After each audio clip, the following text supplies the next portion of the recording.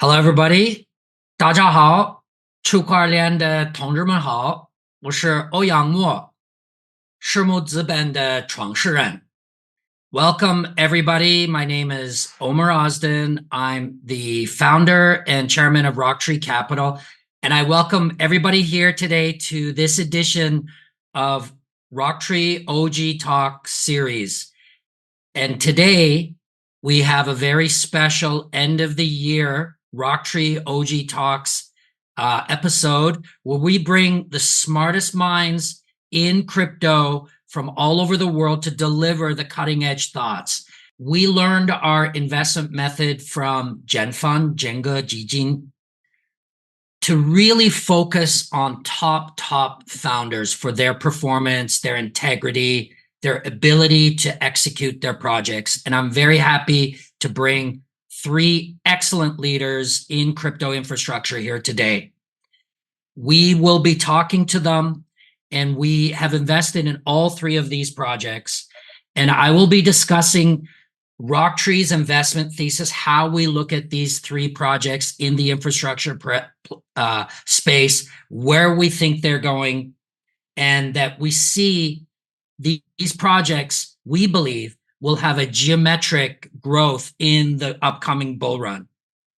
I just want to remind everybody, we are not giving investment advice. We're not here to tell you what to do.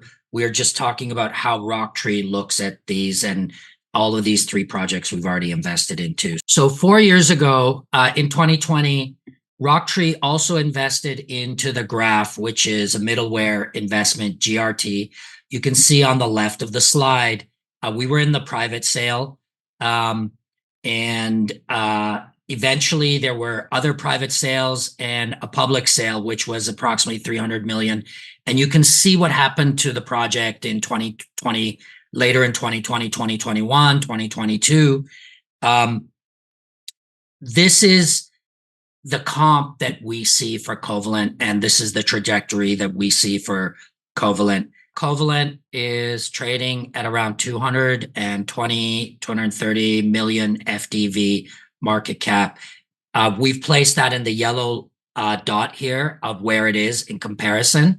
So currently we see it at the valuations that VC normally gets into projects, and Covalent is, for our view, the Graph 2.0. It's omni-chain. It's on over 200 chains. The revenues are approximately 5x of the Graph, and so it is highly undervalued. It's approximately 14% trading compared to the Graph today. Covalent is the largest indexer in Web3 with, like I said, over 200 chains indexed, and it provides a massive amount of data availability, structured data. In many ways, Covalent is to Graph like Ethereum is to Bitcoin. So Bitcoin is the idea, Ethereum is the execution. So what the Graph has played out in the last couple of years, Covalent has taken that idea, innovated, expanded, and brought it to a lot more people. It brings the promise of Web3 to realization. If the data is not available, then the whole point of blockchains, which is transparency, openness, access to opportunity, would be invalid. So this is why we're very excited about Covalent and continue to work very hard, relentlessly.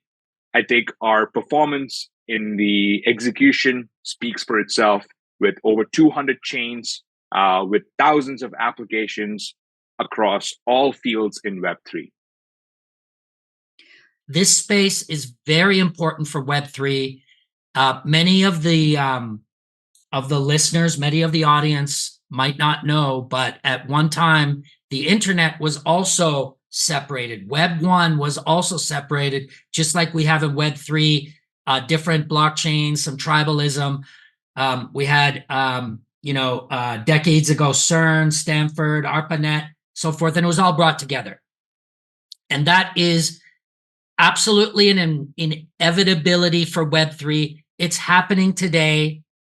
And it's happening on Axelar in the most secure way. 25% of all web activity will be cross-chain. And as I said, Axelar is a platform that everybody is using, from TradFi, JP Morgan, to DGen, Uniswap, and so many other applications. And the way that Rocktree views Axelar is to compare it to some of the top layer ones in terms of valuation, because projects are building on Axelar and everybody is using it just like a layer one. Once we launched Algorand, it was very clear to us that each new blockchain that launches is like an island. It cannot connect to other blockchains, and we're really fragmenting the ecosystem. Omer made a great analogy with the internet. The same way that if you're on your personal computer, you don't have access to the internet, you're pretty much unable to do most of the things you do in your daily life. And every time you interact with your computer in your day-to-day life, you use the internet. Axelar does the same thing for blockchains. It is the internet of blockchains. And in the future, every time a user interacts with the blockchain, we'll also be issuing transactions on Axelar to communicate across different chains, across different applications. The biggest blue chip DeFi applications like Uniswap, Lido, DYDX, Frax, they all recently integrated Axelar, and virtually every vertical, including gaming. Today we announced an integration with Immutable, which is the leading gaming platform in the blockchain space. I'd say more than 50% of the existing applications across ecosystems have some integration with Axelar today, and we are exploring deeper integrations. And definitely, there's dozens of native applications as well that are launching natively cross-chain, and we live on multiple different blockchains. It's in the hundreds. It's hard to specify a number, like there's so many of them, and every day there's more. I was literally just scrolling through our block explorer earlier, and there were like 3 or 4 new tokens that were deploying cross-chain with Axelar. It's permissionless, we don't even know what they are. And instead of being limited to a single ecosystem, now they're available on more than 10 blockchains. And they can do that without our permission. When we invested into Pocket, the way we looked at it is a decentralized version of Alchemy. Alchemy is the centralized RPC provider. And of course, our ethos is decentralization. So we want the industry to move in that direction. Alchemy is private. Pocket is a public token. The Alchemy private valuation is 10.2 billion. And current FDV for Pocket is around 450 million, fully diluted as of recently. And it's gone up significantly recently, but we see a lot of upside. I think the best way to think about Pocket Network is that it's a decentralized physical infrastructure network that connects people, applications, and businesses to the blockchain. And it does this via a method known as remote procedure call, or RPC. And this is how anyone reads the state of a blockchain, and that can be any blockchain that Pocket currently supports, which are there roughly just over 50. And secondly, this is also how you send transactions to a blockchain. And this is all enabled by connecting you to blockchain nodes. So as you can imagine, this is used by centralized exchanges to Web3 wallets, DeFi apps, and really everyone who wants to connect to a blockchain in that way. First of all, on our tokenomics, people probably knew Pocket from the last cycle, but its inflation is now massively reduced. It's now below 5%, on track to, or projected to, become deflationary towards the end of next year. And every relay or request that goes through Pocket Network is now paid for. Secondly, the growth playbook for Pocket has changed dramatically as well. So while there's been a huge number of new RPC providers that have come into the market, Pocket actually now has opened up its infrastructure to serve all of these RPC providers. And this is super interesting because Pocket is leaning into its deep-in architecture and benefits to provide these other RPC providers cost benefits, hyperscaler benefits to new data services, new additional throughput, as well as providing some of its additional uptime benefits as well. And yeah, I guess the last piece to all of this in terms of the changes, I think our ambition has got a lot bigger as well. We've been optimizing and building the technology and the community and the processes, and the same architecture that Pocket's using for RPC can actually now be used to support other data services. And this is actually because Pocket doesn't actually host the infrastructure, the blockchain nodes itself. It coordinates and incentivizes them. And this can also be used for blockchain adjacent services, as well as non-blockchain sources such as AI LLMs, which a few members of our community and businesses are starting to experiment with as well. So one of the key things about Covalent is we've gone out there and indexed, scraped, normalized, structured all of this data. And today our count stands to about 200 chains. So we've taken all this data and really, as you put it, a reservoir of structured data. So not just raw data, but data that is ready to be consumed. And this is not just data for data's purpose, right? It's actually meant for use cases. And over the last couple of years, we've onboarded thousands of applications that are relying on this data. So some of it is like enterprise use cases, some of it like Web3 kind of use cases, but it's a very horizontal platform. So you have wallets and so on that are building on this reservoir of data. One of the advantages of a horizontal, all-you-can-eat kind of like structured data is that you can train LLMs and these AI models using the structured data. And it's not just AI for the AI's sake. It could be AI for DeFi, AI for NFTs, AI for gaming, AI for all the different kind of use cases. And we're starting to see dozens of projects relying on Covalent for this AI structured data, which is super exciting, very, very, very hot space. One of the most exciting things I'm looking forward to this year is the fee switch. So all of the customer demand that is generated from the hundreds and hundreds of applications that pay fees to use Covalent is going as on-chain revenue and revenue buyback in terms of CKT. So every dollar that comes into the ecosystem from these customers like Rainbow and Wormhole and Fidelity and Paraswap and hundreds of others goes into buyback, and you should be able to see this in Uniswap. One of the unique points that Covalent has is that we support a lot of the emerging ecosystems get out to market. So an example is Scroll, which is very popular ZK EVM, or Tyco, which is another ZK EVM, or Moomin Labs, which is like a new kind of like machine on Ethereum, cross finance. Anyways, dozens of these chains that are coming to market. So we help them with test nets before even going to mainnet.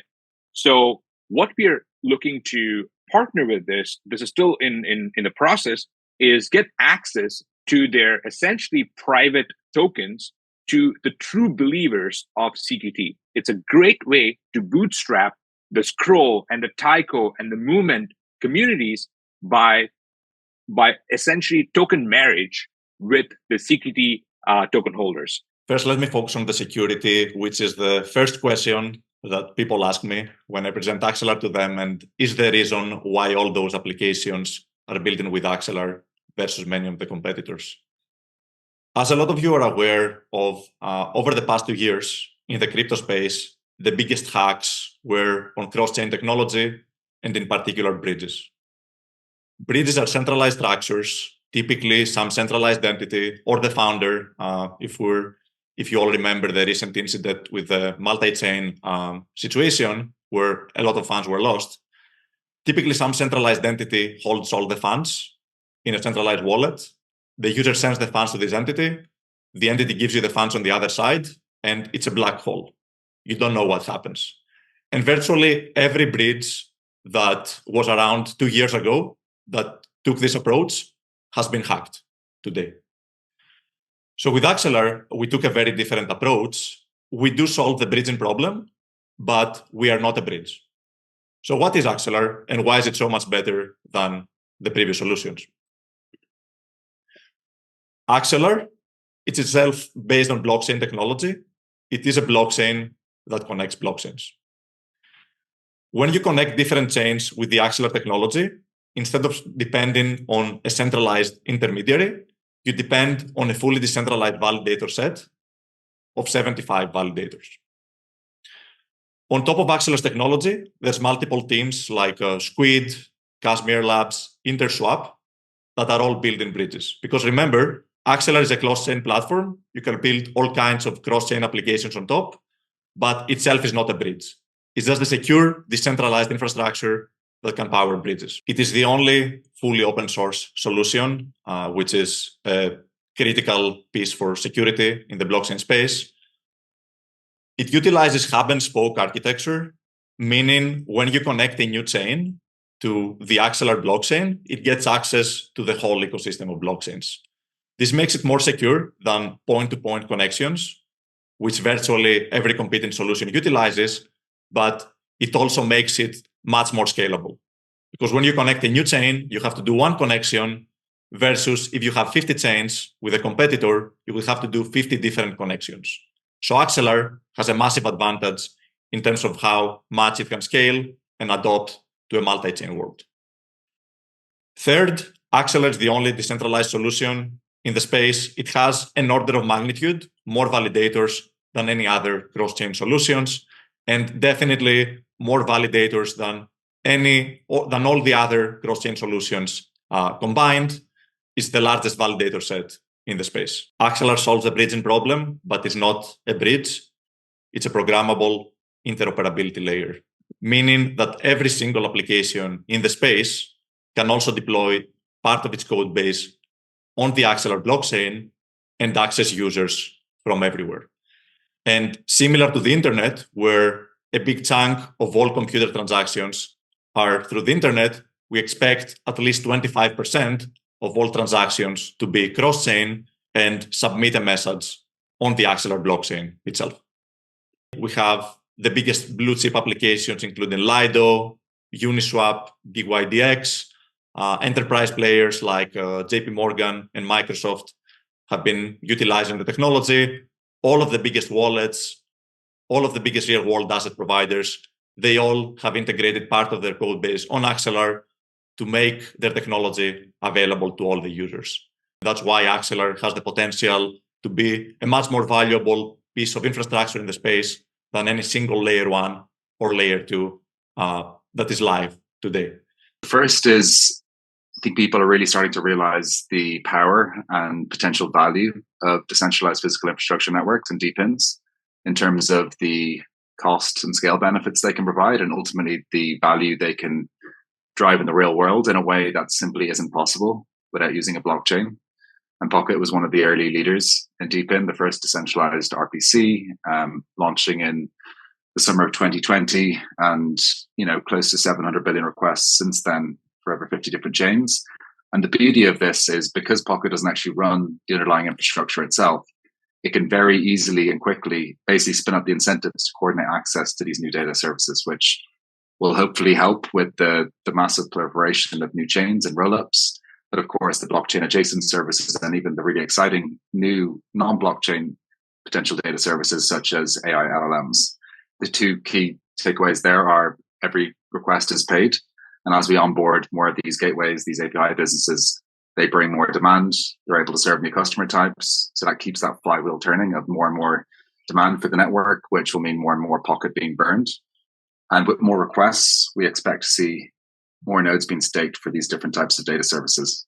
And I guess, of course, as I said, inflation has been massively reduced and is expected to continue reducing, with that burn starting to amplify those effects and put Pocket on a path becoming deflationary. Really, this is related to the major protocol upgrade we're projected to launch hopefully in Q2 of this year. And this is known as the Shannon upgrade, after Claude Shannon, the father of information theory. And so the Shannon upgrade will make it permissionless for anyone to build a gateway on top of Pocket Network, which will obviously massively help with scale. Here that we will scale to 1,000 chains in the coming 12 months or so, which means we're going to leave no data unindexed, no data inaccessible, and all of this is going to power the data economy of the future. So far in 2023, we have powered and enriched 260 million unique wallets. It's going to be more than 1,000 chains. And to make those chains usable, we need technologies like Covalent, like Axelar, to allow users to seamlessly interact with the technology. This space has existed for 15 years, and the infrastructure just hasn't been ready. But right now, we are at a place where with products like Covalent and Axelar, we can allow people who launch on all these different chains to abstract away the complexity of their applications so that every single person in the world will be able to interact with the technology as easy as it is to go on a website today and use the internet. I really do believe that the winner and winners of cross-chain are going to be bigger than even the single chain environment. So that's my future prediction for Axelar, that you take the biggest layer one today, and tomorrow the winner of cross-chain, and I believe it's going to be Axelar, is going to be even bigger. So we're going to see who can say Happy Chinese New Year in Mandarin the best. Ganesh, you backpacked through China. Let's hear you first. Long Nian Dai Chi. So Georgios. Long Nian Daji. Long Nian Daji. We're going to go to Dermot. Long Nian Daji. Wow. Okay. Excellent. Thank you, everybody. We'll see you next time. You can check out on our socials, RockTree at RockTree Capital News on Telegram, at RockTree Capital on Twitter, and also please look, and also our WeChat socials as well. And please look at the socials for each of these star projects that are going to crush it in 2024 and 2025. Pocket, POKT, Axelar, AXL, Covalent, CQT,